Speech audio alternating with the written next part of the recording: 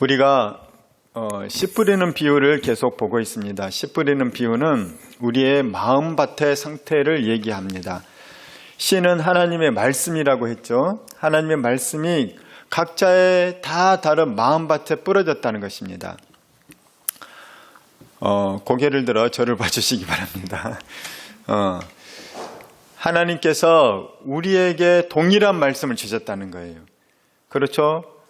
우리 선생님들은 잘 아실 텐데 똑같은 수업을 했는데 어떤 애는 수능 만점을 맞는 애가 있고 어떤 애는 수능에서 거의 찍어도 안 되는 애가 있죠. 똑같은 말씀을 들어도 사람의 마음 상태, 받아들이는 어떤 여부에 따라서 그 열매와 결실은 확연히 차이가 난다는 것입니다. 그래서 우리에게 중요한 게 뭐냐? 특히 하나님 말씀에 대해서는 마음밭이 중요하다는 겁니다. 마음밭이 안 좋으면은 아무리 생명의 말씀이 흘러가도 그에게는 다 없어져 버리는 거예요. 길가밭이 그렇다고 했죠. 길가밭은 씨앗이 길가에 떨어지게 되면 눈에 잘 띄게 되죠. 씨앗이 싹이 나지도 못합니다. 미처 싹이 날 틈이 생기기도 전에 바로 마귀가 빼앗아 간다는 것. 새가 와서 씨앗을 먹어버린다는 것이죠. 그들은 누구냐? 예배 시간에 앉아있긴 앉아있는데 말씀을 한 귀로 듣고 한 귀로 흐르는 거예요. 아니면 아예 들어오지 못하는 거죠. 길가는 아예 그 위에 있다는 것입니다. 이것은 매우 불행한 일인 것입니다. 자, 두 번째는 누구냐? 두 번째는 돌짝밭이라고 얘기를 했죠. 돌짝밭은 뭡니까? 돌짝밭은 돌만 있는 게 아니라 돌과 흙이 섞여 있어요. 그래서 이곳에 싹이 조금 납니다. 그런데 뿌리를 조금 내리려고 했더니 밑에 돌이 막혀서 수분이 없는 거예요. 그러니까 햇빛이 나왔더니 싹이 나서 뿌리를 약간 내리고 싹이 날락말락 싹이 나고 있었는데 햇빛이 강하게 내리쬐니까 말라 비틀어졌다는 거예요. 이것이 돌짝밭입니다. 오늘 나오는 말씀이 바로 무슨 밭입니까? 오늘 나오는 밭은 가시떨기 밭이에요. 자, 돌짝밭과 가시떨기 밭의 차이는 무엇이냐? 돌짝밭은 뭐냐? 뜨거운 햇빛이라는 것은 환난 핍박이에요. 어려움 당하는 거예요. 내가 맘먹고 교회 가려고 했더니 그날 아침에 차가 막혀요. 맘먹고 교회 가려고 했더니 또는 사고가 나요. 그러면은 교회 가지 말라고 하나 보다. 이것이 바로 돌짝밭인 거예요. 무슨 일이 생기면은 가지 말라는 걸로 자기가 방해가 조금만 생겨도 교회 가지 말라는 거구나 이렇게 생각해서 신앙을 버린다는 것입니다. 이것을 좀 더 확대해서 생각하면 환난과 핍박이라는 거예요. 내가 교회 간다고 했더니 집안에 있는 사람들이 나를 놀리는 거예요. 야, 네가 무슨 교회야? 막 마음이 상하는 거죠. 상처를 받는 거예요. 또는 직장 사람들이 네가 무슨 교회야? 로마 시대에는 어땠습니까? 교회 간다고 해서 감옥에 가뒀어요. 교회 간다고 해서 신제는 어떻게 됐느냐? 사형을 시켰다는 거예요. 황제한테만 절해야 되는데 하나님께 절했다고, 하나님께 예배했다고. 황제만 큐리오스, 주님인데 예수님을 주님이라고 불렀다고. 그래서 초대교회 사람들은 사자밥이 되기도 하고 십자가 못 박혀 죽기도 하고 원형 경기장에서 그는 흉악하게 죽임을 당했다는 거예요. 그런데 그 당시 사람들은 믿음을 지켰습니다. 그들은 뭐냐? 돌짝밭은 아니라는 거예요. 돌짝밭의 사람들은 환난과 핍박이 닥쳤을 때 금방 포기해버려요.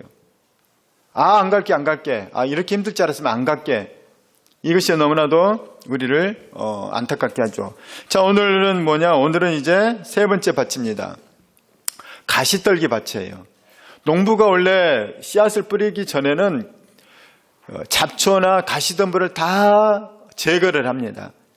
그런데 여기에는 그냥 가꿔지지 않은 밭인 거예요. 자연 그대로의 밭인 것이죠. 자, 여기가 매우 중요한 구절입니다. 자연 그대로의 밭에는 가시떨기가 얽혀 있어요. 타락한 세상에는 가시떨기가 많은 거예요. 오늘 이 밭은 이생의 근심이라고 얘기합니다. 이생은 이 세상이라는 거예요. 이 세상 살면은 세 가지가 우리 가운데 세상에서 신앙생활을 방해하는 세 가지가 있다는 거예요. 자연스러운 삶에 박해 시대가 아니에요. 지금은 대한민국은 박해가 거의 없어요. 여러분 예수 믿는다고 감옥에 가두지 않습니다. 예수 믿는다고 죽이지 않아요. 그런데 뭐가 있느냐? 지금 현대인들에게 가장 우리의 현실과 맞닿아 있는 밭이 어디냐? 오늘 나와 있는 가시떨기 밭이에요. 이 가시떨기 밭은 뭐냐? 이 세상의 현재 상태라고 얘기를 했는데 우리 고린도전서 2장 14절 이 세상의 현재 상태와 내가 동화될 때, 동일시될 때, 현재와 세상이 내가 똑같다고 여길 때가 바로 이때인데, 자, 고린도서 2장 14절 같이 읽겠습니다. 시작. 육에 속한 사람은 하나님의 성령의 일들을 받지 아니하나니 이는 그것들이 그에게는 어리석게 보이며 또 그는 그것들을 알 수도 없나니 그러한 일은 영적으로 분별되기 때문이라. 우리가 인간은 크게 세 개로 구성됐다고 할 수 있었다 그랬습니다. 육신, 영, 혼, 육. 그래서 육신, 그 다음에 혼은 마음과 생각, 그 다음에 영은 영인 것이죠. 여기서 육에 속한 사람이라는 것은 육신이 아니에요. 육신은 사락스라고 해서 이제 육체적인 욕망을 얘기하는데 그것이 아니라 원어로 보면은 푸시케라는 단어가 나와요. 푸시케는 뭐냐면 영, 혼, 육에서 영은 푸뉴마, 혼은 푸시케예요. 그 다음에 육체적인 욕망, 이것은 사르스예요. 그러니까 여기서 이제 번역이 좀 애매하게 돼 있는데 요한일서 2장에 나오는 육에 속한 사람이라는 것은 혼에 속한 사람인 얘기. 혼이란 것은 일반인인 거예요. 혼이 뭐냐? 마음과 생각 또는 지정의, 인격을 얘기하는 겁니다. 그러니까 이 세상 사람들이 갖고 있는 보편적인 정서, 보편적인 가치관, 그걸 갖고 있는 것이 바로 육에 속한 사람이라는 거예요. 이 사람들이 이상한 사람이 아닌 거예요. 육신적인 쾌락, 막 이런 게 빠진 사람이 아니라는 거예요. 일반적인 상식적인 사람이라는 거예요. 그래서 여기에서 나오는 푸시케를 또 다른 표현으로 뭘로 가냐면은 영어 성경에 보면은 내추럴이라고 돼요. 내추럴. 그러니까 푸시케가 뭐냐? 일반적인 상식적인 보통 사람이라는 얘기예요. 일반적인 사람, 자연적인 사람, 어디에나 있는 사람, 그들이 바로 육에 속한 사람이라는 거예요. 그런데 성경은 그 육에 속한 사람의 특징이 뭐냐? 근심 걱정들이 있어요. 재물에 대한 욕망과 갈망이 있어요. 그 다음에 향락을 좋아해요. 그렇죠? 우리 세상 사람 다 그렇지 않아요? 근심 걱정 무거운 짐 없는 사람이 어디 있어요? 두려움 다 있어요. 미래에 대한 걱정 다 있는 거예요. 이 세상에 사는 육에 속한, 다시 말하면 혼에 속한 내추럴한 일반적인 사람들의 다 특징이 그렇다는 거예요. 그들은 돈이 없으면 불안한 거예요. 돈을 열심히 벌어야 돼요. 물론 우리도 자연인이죠. 우리도 역시 포함이 되는 것입니다. 그리스도인들도 여기에서 다르진 않아요. 육신을 갖고 있기 때문에 먹어야 되고 이런 내추럴하게 자연스럽게 이런 근심, 걱정, 두려움, 그 다음에 재물이 필요하고 그 다음에 우리도 즐기고 놀아야죠. 재밌게 살고. 그런데 뭐가 문제냐? 이것들이 여기 본문에 보게 되면은 기운이 막혔다고 하는데 이 기운이 막혔다는 구절을 원어로 보면은 뭐에 가깝냐면은 영어 성경에 보면 choke, 이 숨통을 쥐어버린다는 거예요. 세상 염려, 근심, 걱정, 재물에 대한 욕망, 재물에 대한 근심, 쾌락에 대한 이런 것들이 신앙생활에 숨통을 쥐어버리는 거예요. 그래서 신앙생활에 진보가 있지 못하게 하고 신앙생활에 뭔가 돌파구를 막아버린다는 거예요. 그래서 말씀도 안 들리게 하고 교회 생활도 소홀히 하게 만들고 신앙의 무엇보다 오늘 뒤에 나오는 열매가 없는 삶을 살게 한다는 거예요. 결실이 없다는 거예요. 자, 오늘 우리는 말씀을 통해서 지금 이 가시떨기 밭의 사람들을 보고 있는데 가시떨기 밭의 사람은 내추럴이라고 해서 자연 그대로 가꾸지 않은 밭인 거예요. 그러니까 그리스도인 예수를 믿었음에도 불구하고 그는 가꾸지 않은 밭이다. 이 말은 뭐냐면은 세상 사람의 마음밭과 똑같은 마음밭을 갖고 있다는 겁니다. 그 가꾸지 않은 밭에는 잡초가 가득하고 가시덤불이 가득해요. 그곳에 말씀의 씨앗이 떨어지면 어떻게 되느냐? 씨앗이 싹이 나서 흙이 있기 때문에 수분이 있기 때문에 자라요. 자라는데 이 싹이 자라다가 위에 가시덤불이 있기 때문에 더 이상 가로막혀서 못 자란다는 겁니다. 못 자라기 때문에 말라 죽거나 자라기는 자라도 이파리도 시들시들하고 열매는커녕 자기 몸 하나 간수하기도 힘들다는 거예요. 능력이 없는 거예요. 이런 사람들은 이제 신앙생활을 어떻게 할지 모르는 거예요. 근심 걱정에 빠져서 무슨 일 생기면 교회를 떠날지, 예수님 부인할지, 쾌락을 즐기다가 10몇 년 동안 교회 생활 떠나고요. 그렇게 살아갈지, 돈 버는데 정신 팔려서 한동안 예수님 떠나가서 살지, 언제 돌아올지, 그걸 모르는 자연스러운 삶을 사는 자들. 그러면 그 자연스럽게 사는 것이 죄냐? 죄일까요? 우리가 바라볼 때는, 사람들이 바라볼 땐 죄가 아니에요. 그런데 자연적인 사람들의 특징이 뭐냐? 오늘 우리 고린도전서 말씀 보게 되면 영적인 것을 이해하지 못해요. 영적인 세계를 인정하지 않는 거예요.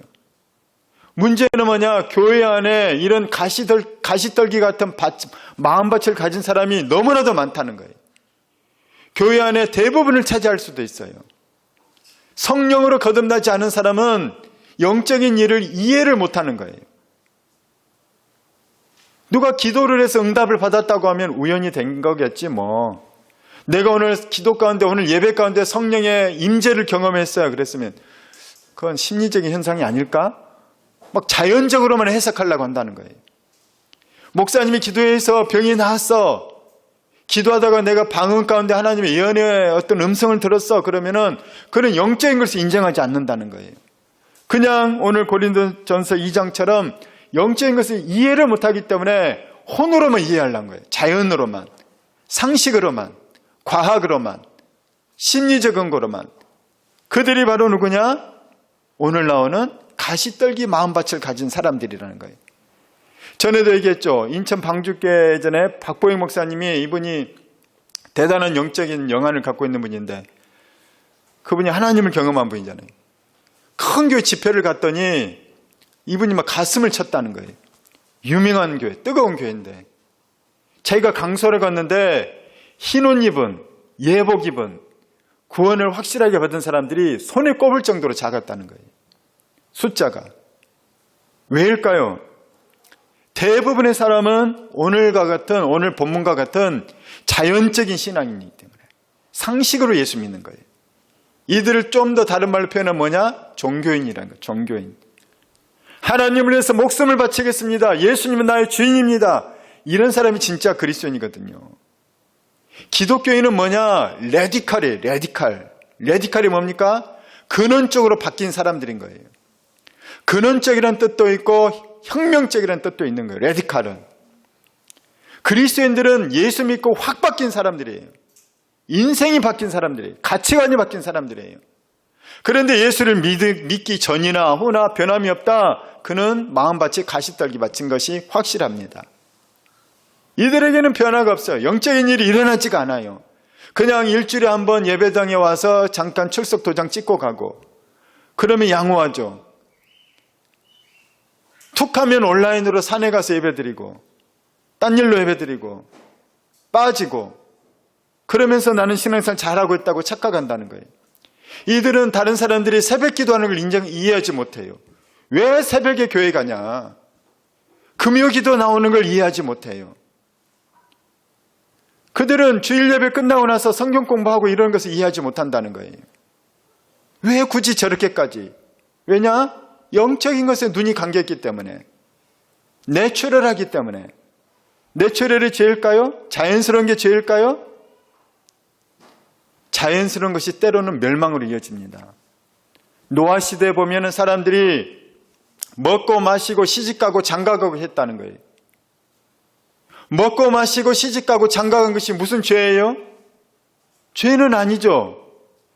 그런데 그들은 대홍수에 다 멸망당했습니다. 그들은 건진받지 못했어요. 누가 건진받았느냐? 이상한 인간들이 건진받은 거예요. 산속에서 배를 짓는 거예요. 축구장 2배 넓이만큼 큰 길이에 그 배를 짓고 있는 거예요, 사람들이. 노아의 8가족. 노아의 8가족은 제정신이 아니에요. 아니, 뭐하러 이 산속에다가 저렇게 큰 배를 짓냐는 거예요. 배가 완성된들 저 배를 바다까지 어떻게 끌고 갈 거냐. 사람들이 미쳤다고 했어요. 그러나 결국 노아 시대 대홍수가 일어났을 때 노아의 8가족만 구원받았고 나머지 사람들은 시집가고 장가가고 먹고 마시고 일상적인 삶을 살았던 사람들은 아무도 구원받지 못했다는 겁니다. 저는 우리가 깨어있기를 축원합니다.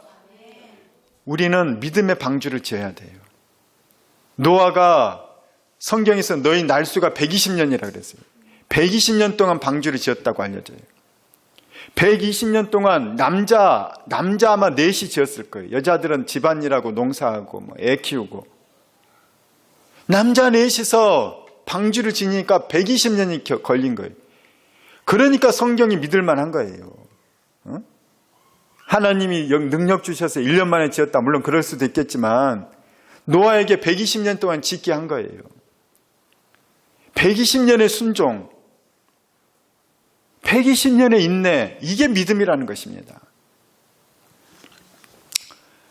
큰 나무를 베고 다듬고 붙이고 그 다음에 방수 처리하고 또 칸을 만들고 그 모든 것을 해나가는 것이 방주를 완성하는 거예요. 그리스도인의 삶은 뭐냐? 이 땅에서 방주를 짓는 거예요. 저는 여러분이 방주를 짓길 축원합니다. 먹고 살기도 바쁜데 무슨 방주를 짓고 있어? 먹고 살기도 바쁜데 무슨 주일날 예배야? 먹고 살기도 바쁜데 무슨 새벽 기도야? 무슨 큐티를 해? 먹고 살기도 바쁜데 무슨 금요기도 나와?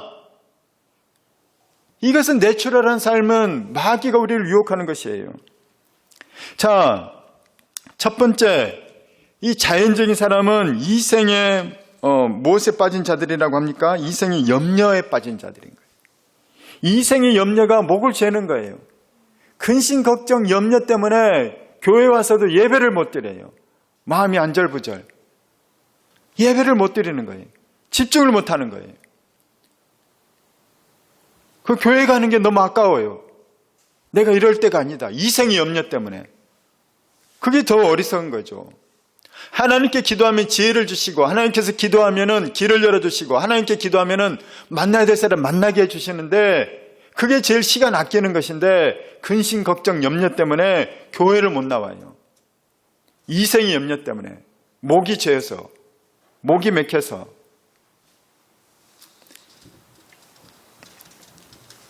근심, 걱정, 두려움 이것은 우리를 늘 죽을 때까지 따라다니는 것들이에요. 이것은 자연적인 삶인 거예요. 그러나 그리스도인들은 여기에 매이지 않는 것입니다. 이것을 끊어버리고 믿음으로 돌파하는 자들인 거예요. 오히려 이것 가운데서 하나님의 일하심과 역사함을 경험하고 은혜를 누리는 자들이 바로 그리스도인이라는 거예요. 우리 빌립보서 4장 6절과 7절 다 암송하고 있죠. 같이 읽겠습니다. 시작. 아무것도 염려하지 말고 다만 모든 일에 기도와 간구로 너희 구할 것을 감사함으로 하나님께 아뢰라. 그리하면 모든 지각에 뛰어난 하나님의 평강이 그리스도 예수 안에서 너희 마음과 생각을 지키시리라. 마음과 생각에 염려, 근심, 두려움이 가득한 사람들아, 그러지 말고 기도하라는 거예요. 하나님께 내려놓으라는 거예요. 하나님께 올려드리라는 것입니다. 그러면 하나님께서 우리에게 평강을 주신다는 겁니다.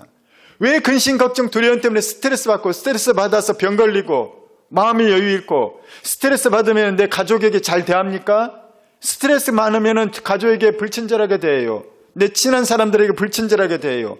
내가 일하는데 업무 효율도 높지 않아요. 왜 그 인생을 그렇게 사냐는 거예요.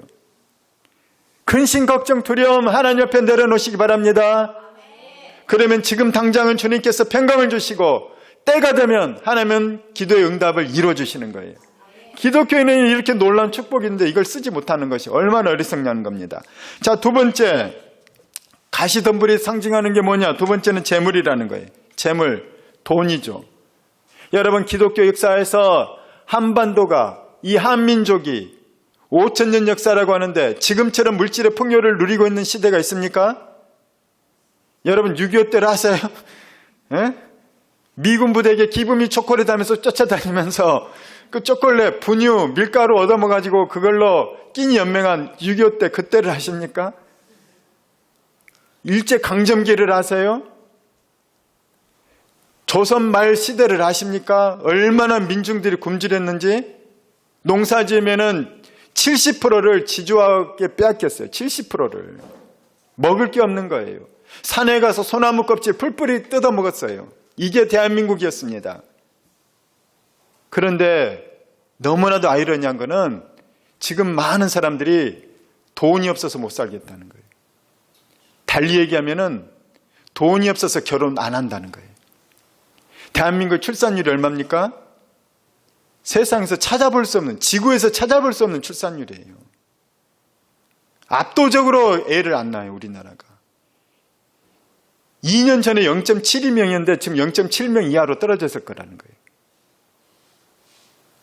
애를 안 낳아요. 결혼도 안 해요. 애 안 낳고 결혼 안 하는 이유 1위가 뭔지 압니까? 경제적인 이유 때문에. 집집마다 차가 한두 대씩 있어요. 핸드폰도 다 들고 다녀요. 돈이 없어서 밥 굶는 사람 없습니다. 거의 없습니다. 굶으면 주민센터에서 다 밥값은 줘요. 굶을 일 없어요. 집이 없으면은 임대주택, 이런 주택하고 대출도 해줘요.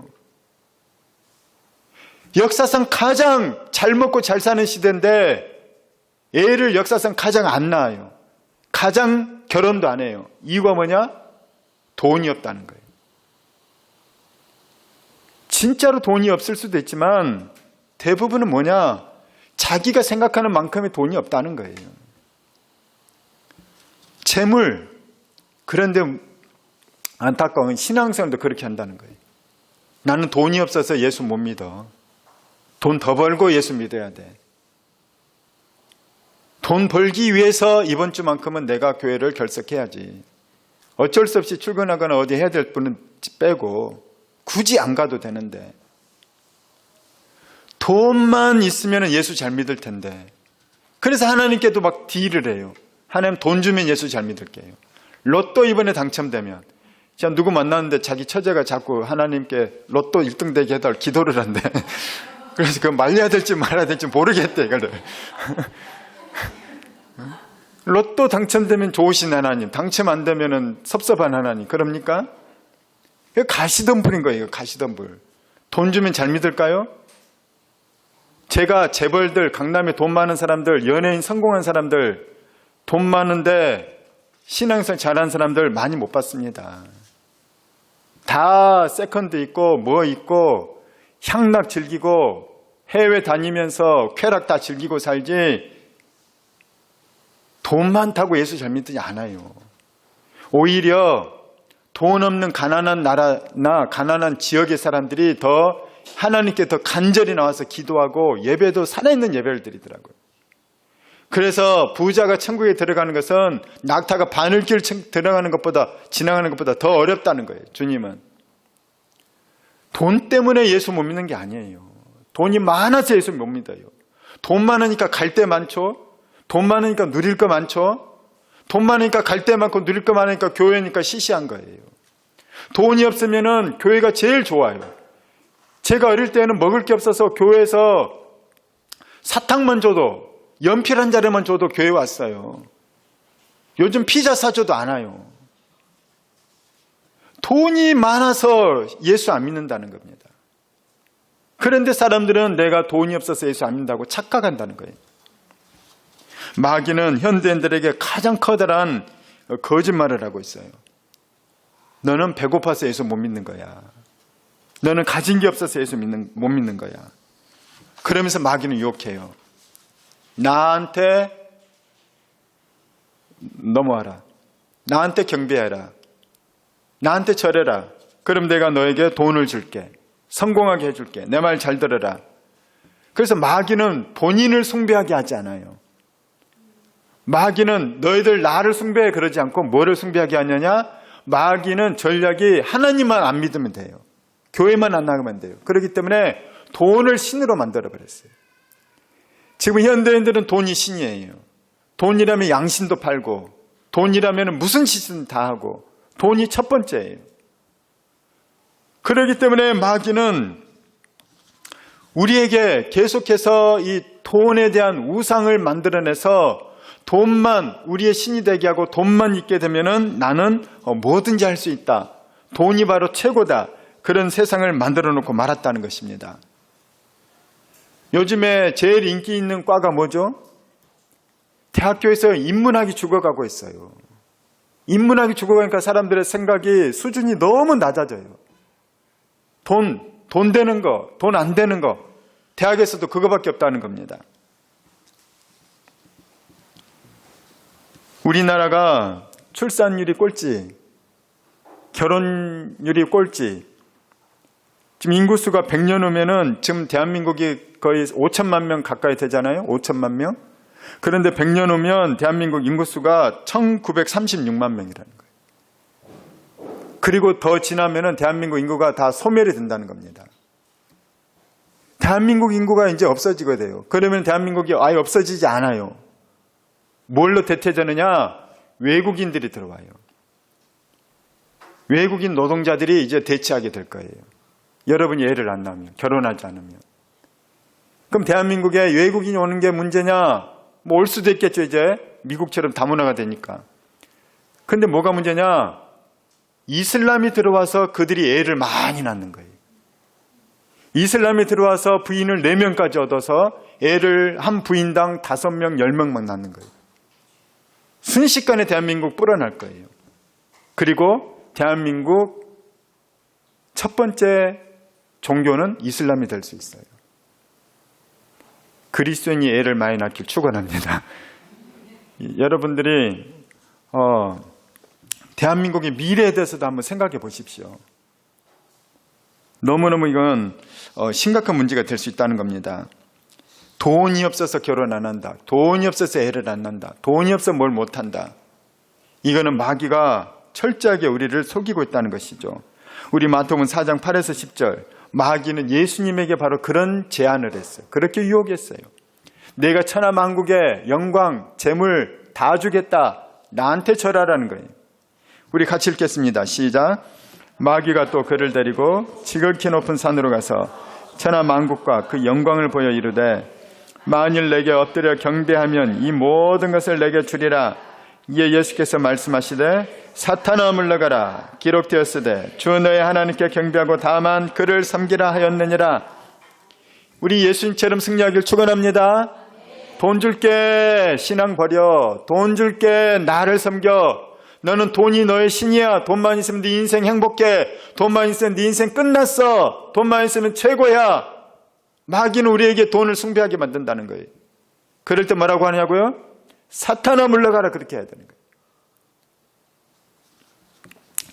그것이 바로 가시떨기예요. 자연스러운 거예요. 우리는 다 돈이 필요해요. 돈을 추구합니다. 그리스도인이라고 해서 돈이 필요 없는 건 아닙니다. 그리스도인도 돈이 필요하죠. 열심히 일해야 돼요. 그리스도인들은 그래서 누구보다도 정직하게 성실하게 열심히 일해야 되는 사람이에요. 왜? 마귀에게 넘어가지 않도록 위해서. 하나님이 그런 사람에게 물질의 복도 주실 거예요. 할렐루야. 마귀를 숭배하지 말고 하나님께 나아가길 축복합니다. 자, 세 번째, 마귀의 이 가시떨기가 상징하는 건 뭐냐? 세 번째는 향락이라고 했어요. 향락. 향락은 뭐냐? 플레저, 기쁨, 즐거움, 쾌락. 향락, 쾌락, 즐거움, 재미 이런 것 때문에 사람들이 교회를 떠나고 예수를 안 믿는다는 것입니다. 향락은 현대인들의 향락이 무엇입니까? 여러분이 어쩐 일이 몇 시에 잤어요?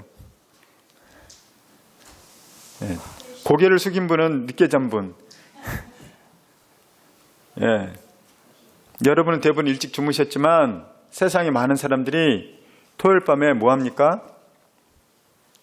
축구를 보거나 유럽 축구, 게임을 하거나 영화를 보거나 넷플릭스 보거나 시간 쓸데없이 유튜브나 이런 쇼폼을 보고 있거나 아무 내용 없는데 계속 보고.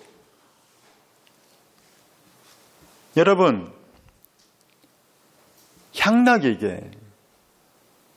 향락이 신앙생활을 방해합니다. 절대 여러분 향락에게 마음 뺏기지 않길 축복합니다.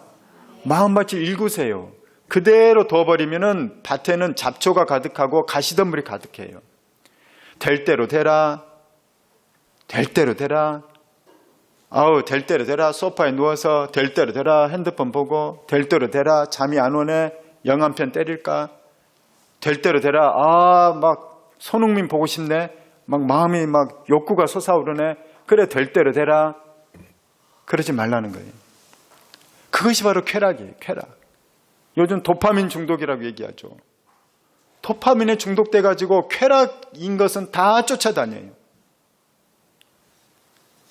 금요일 밤은 뭐 하십니까? 금요일 밤에 일하는 분들도 있어요. 금요일 밤에 공부하는 사람들도 있죠. 그렇지 않은 사람들은 다 금요 기도 나오길 축복합니다. 할렐루야. 소리가 적네. 나오기 바랍니다. 교회까지 오라는 것도 아니고 주무라는데 그것도 못하면 주여 복을 내리소서. 그러나 그 복이 기도하는 복입니다. 예. 정말 문제는 뭐냐? 현대사회 성적인 쾌락이에요. 성적인 쾌락. 모든 커머셜, 이 상업적인 광고는 성과 연결되어 있어요. 대중문화, 영화, 드라마, 성적인 이런 것이 안 들어가면 장사가 안 돼요. 얼마나 자극적인 영화와 드라마 많은지 저는 요즘은 이제 보지를 않아요. 거의. 영화도 이제 요즘은 안 봐요. 거의 안 봐요.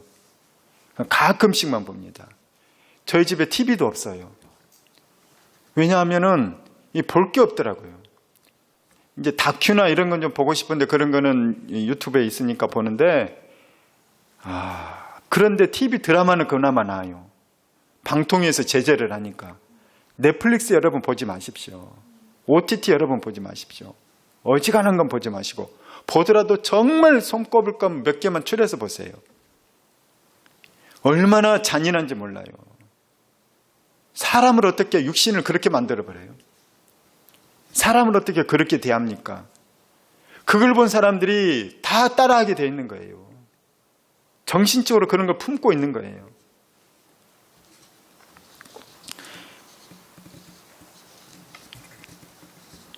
(2023년에) 발표했는데 그 전해에 1년 동안 전 세계에서 뱃속에 있는 아이들을 죽인 낙태를 몇 건을 한지 아세요? 모르죠? 나는 찾아봤으니까 알아요.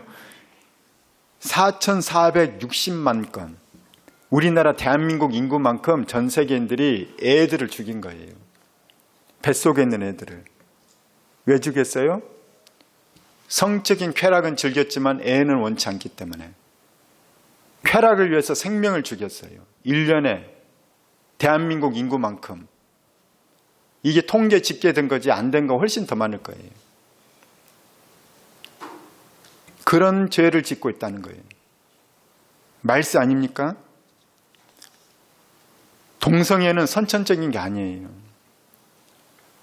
동성애가 선천적이라고 주장하는 사람들은 그 학자들이 누구냐 알고 봤더니 그 사람이 동성애자예요. 그런데 과학적이지 않다는 거예요. 그들의 주장이. 대부분 뭐냐, 쾌락의 끝을 이것저것 해보다가 나중에 동성애자가 돼요. 대부분은. 이렇게도 해보고 저렇게 해보고 이 사람 저 사람. 그러다가 동성애가 더 절정적인 쾌락을 주는 거예요. 그러니까 거기에 빠져서 헤어나지 못한다는 겁니다.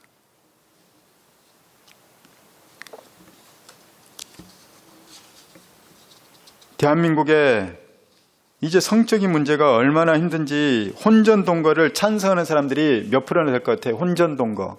결혼과 상관없이 동거하는 거. 80%를 찬성한대요. 대한민국에서. 근데 그 중에서 사실 한 60%쯤은 결혼을 전제로 한 5, 60%쯤은.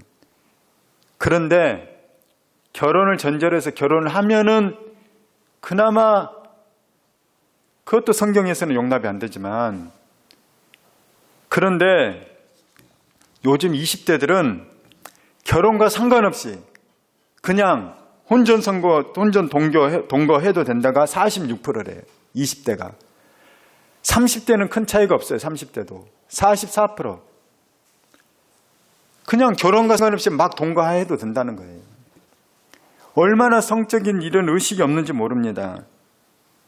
심지어는 불륜을 해도 된다는 통계가 그러니까 분류를 했다가 아니라, 분류를 하면 보통 시시하고 부끄러워하고 막 잘못했어 그러잖아요.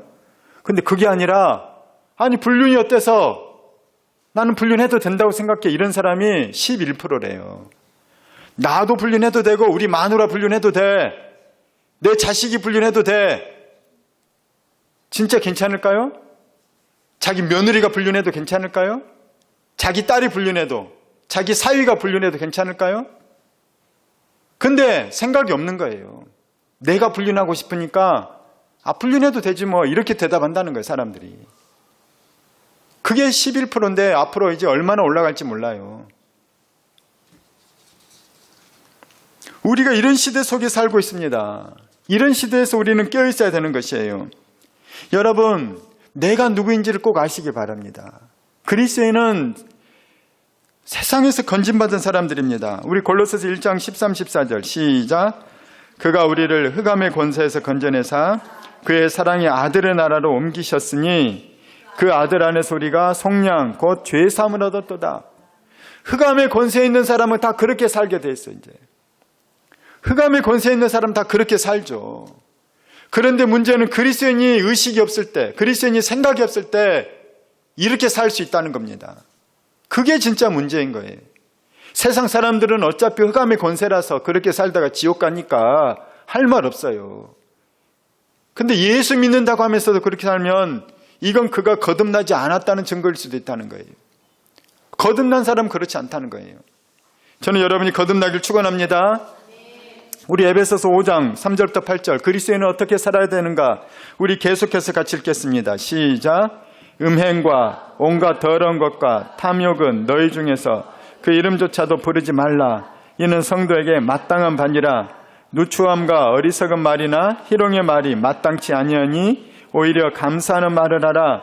너희도 정녕 이것을 알거니와 음행하는 자와 더러운 자나 탐하는 자 곧 우상 숭배자는 다 그리스도와 하나님 나라에서 기업을 얻지 못하리니 누구든지 헛된 말로 너희를 속이지 못하게 하라. 이로 말미암아 하나님의 진노가 불순종의 아들들에게 임하나니 그러므로 그들과 함께하는 자가 되지 말라. 너희가 전에는 어둠이더니 이제는 주 안에서 빛이라. 빛의 자녀들처럼 행하라. 빛의 자녀들처럼 행하길 축원합니다. 그들을 따라 하지 마십시오. 그들을 따라 살지 마십시오. 우리 로마서 12장 1절과 2절 말씀, 이 거듭난 사람은 어떻게 사는가, 예수 믿는 사람은 어떻게 살아야 되는가, 달라야 된다는 거예요. 다른 게 변하고 다른 게 구원이에요. 그게 바로 레디컬이에요. 급진적인 변화가 일어난 사람들. 12장 1절 2절 시작. 그러므로 형제들아, 내가 하나님의 모든 자비하심으로 너희를 권하노니 너희 몸을 하나님이 기뻐하시는 거룩한 산 제물로 드리라. 이는 너희가 드릴 영적 예배니라. 너는 이 세대를 본받지 말고 오직 마음을 새롭게 함으로 변화를 받아 하나님의 선하시고 기뻐하시고 온전하신 뜻이 무엇인지 분별하도록 하라. 그리스도인은 변화를 받고 그리스도인은 이 세대를 본받지 않고 말씀대로 분별하면서 산다는 거예요. 저는 우리가 그런 사람 되길 축원합니다. 누가 분별할 수 있을까요?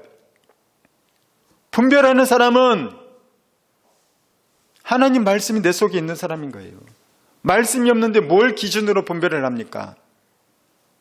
큐티 하시길 축원합니다. 성경 공부하기를 축원합니다. 성경 읽기를 축원합니다. 말씀이 있어야 분별을 하죠. 기도를 해야 분별하죠. 기도를 해야 성령께서 그건 아니다. 기도를 해야 성령께서 그건 좀 네가 하기 싫다 좀 해라. 그게 분별이 되는 거예요. 우리는, 그리스도인들은 이 세상의 상태를 알아야 됩니다. 그리고 이것에 대해서 영적으로 우리가 분명히 영안이 열려서 대적하고 이것에 대해서 분별할 수 있어야 된다는 거예요. 세상 사람들이 다 어둠의 권세, 흑암의 권세에 매여 있다는 거예요. 그 어둠과 흑암의 권세 배후에는 누가 있느냐? 어둠의 영이